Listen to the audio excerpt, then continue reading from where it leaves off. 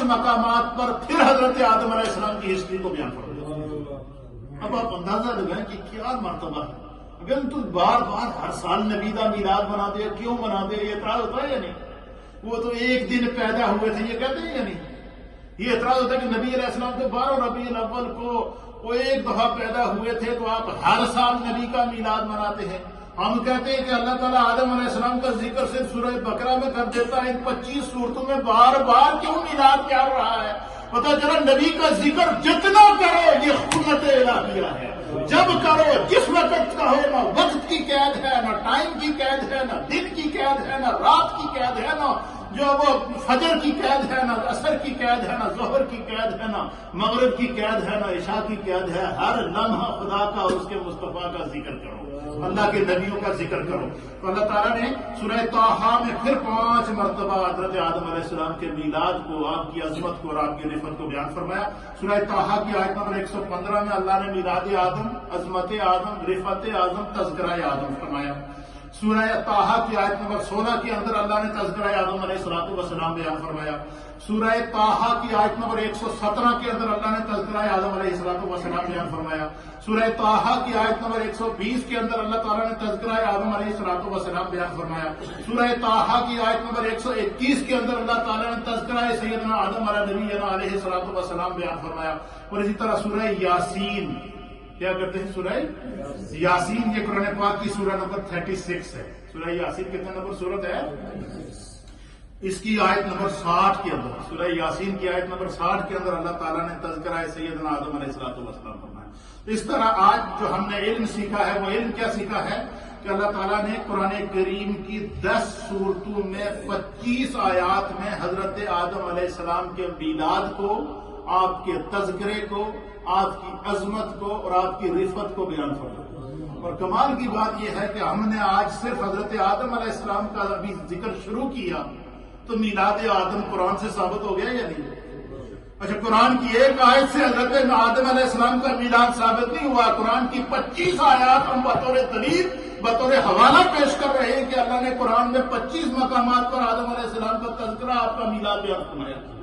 تخلیق آدم کو خدا بیان فرما رہا ہے، تو پتہ چلا نبی کی ولادت کو بیان کرنا، نبی کے میلاد کو بیان کرنا، نبی کے تذکرے کو بیان کرنا، نبی کی عظمت کو بیان کرنا، یہ سنت الہیہ ہے، یہ قرآن کے مطابق ہے، یہ کوئی قرآن سے الگ نہیں ہے۔ یہ اجمالی تعارف میں نے آپ کے سامنے پیش کیا، اور اس میں جو چیز سمجھنے کی ہے کہ یہ قرآن کریم فرقان مجید کا یہ خاص معجزہ ہے، اور اللہ تعالیٰ کے کلام کی ترتیب آپ دیکھیے، اس کے اوپر مفسرین نے بڑی مزیدار بات لکھی ہے کہ یہ دیکھیں کہ میں نے آپ سے کیا کہا کہ قرآن میں کتنی آیات میں اللہ نے آدم علیہ السلام کا ذکر کیا؟ 25 آیات میں تقریباً ایک ہی واقعے کو، میلاد آدم کو، تخلیق آدم کو، تذکرہ آدم کو اللہ نے مختلف انداز میں بیان کیا۔ اور یہ قرآن کا اعجاز ہے کہ ان 25 آیات کے اندر، ان 10 صورتوں کے اندر جو اللہ تعالیٰ نے حضرت آدم علیہ السلام کا ذکر کیا، مختلف انداز سے کیا، اور ان صورتوں کے مضامین اور مناسب نئے اور اچھوتے انداز میں اللہ تعالیٰ نے بیان فرمائے، باوجود اس کے کہ اللہ تعالیٰ نے ہر صورت میں مختلف انداز میں آدم علیہ السلام کا تذکرہ کیا، لیکن ان پورے 25 آیات کے اندر اور 10 صورتوں کے اندر جہاں جہاں بھی خدا نے آدم علیہ السلام کا ذکر کیا، کوئی بندہ یہ نہیں کہہ سکتا کہ پہلا واقعہ تو دوسرے واقعے کے خلاف ہے۔ یہ ہوتا ہے نا کہ ایک واقعے میں متعدد مختلف روایات ہوں تو اس میں بسا کر ڈاؤٹ آ جاتا ہے، لیکن 25 مقامات پر اللہ تعالیٰ قرآن میں آدم علیہ السلام کی ولادت کو بیان کر رہا ہے، اس واقعے کو مختلف انداز سے بیان کر رہا ہے۔ اس صورت کا جو عنوان، جس صورت میں اللہ تعالیٰ آدم علیہ السلام کا ذکر کر رہا ہے، اس صورت کا جو عنوان ہے، اس صورت کا جو ٹاپک ہے، اس کی مناسبت سے اللہ تعالیٰ تذکرہ آدم علیہ السلام بیان فرما رہا ہے۔ 25 دفعہ اللہ نے قرآن میں تذکرہ آدم علیہ السلام بیان کیا۔ کوئی بندہ یہ ثابت نہیں کر سکتا کہ ان 25 تذکروں کے اندر کوئی ایک تذکرہ دوسرے کے خلاف ہو، یہ نہیں ہو سکتا۔ وہی تذکرہ ہے، وہی انداز ہے، وہی تخلیق آدم ہے، وہی میلاد آدم ہے، وہی جہاں ذکر آدم علیہ السلام ہے۔ اللہ تعالیٰ اس کو مختلف انداز سے، مختلف عظمتوں کے ساتھ، مختلف رفعتوں کے ساتھ، مختلف جہتوں کے ساتھ بیان کر رہا ہے، تاکہ امت کو یہ سبق ملے کہ جب نبی کا تذکرہ کرو تو جو آپ کو اچھا انداز ملے اس میں ذکر نبی ضرور کرو۔ یہ سنت الہیہ ہے، یہ چیز سمجھنے کی ہے۔